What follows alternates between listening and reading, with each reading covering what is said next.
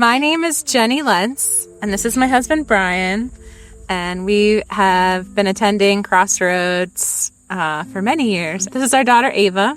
She's 5. Ava was diagnosed with a heart defect when she was 24 weeks in utero. They told us there was more than likely a chance that she wouldn't make it. It was so severe. We actually had a pregnancy before Ava that ended with our daughter being stillborn. So we kind of knew what that looked like. When Ava was first diagnosed, it was terrifying. Being pregnant and your job is to keep this baby safe, and there's a chance that that's not possible. I couldn't do anything. And when you have a doctor telling you that there's a 33% chance she's not going to make it, and even offered us if we wanted the option to terminate the pregnancy, that wasn't an option for us. It was kind of a numbing moment as far as the doctor didn't even have enough hope. She was in the ICU for 6 weeks, and we were going to move up to the release floor or whatever 3 weeks into it, and she ended up having a stroke,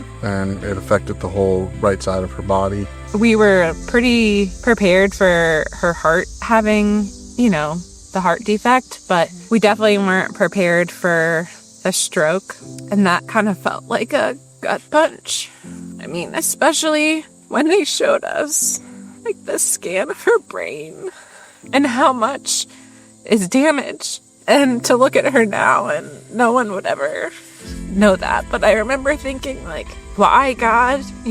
We had so much trauma from her birth that when we thought about having to go through something similar with her surgery, felt like, how are we going to get through this? They wanted to do a procedure where they checked her heart electrically.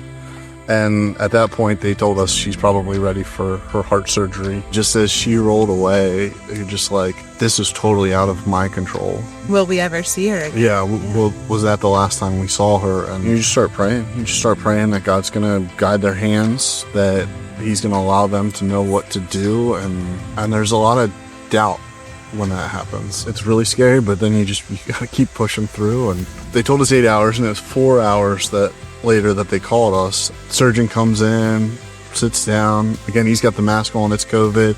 And he pulls the mask off with a huge smile on his face, and he's like, she did great, she's a good color, everything's good.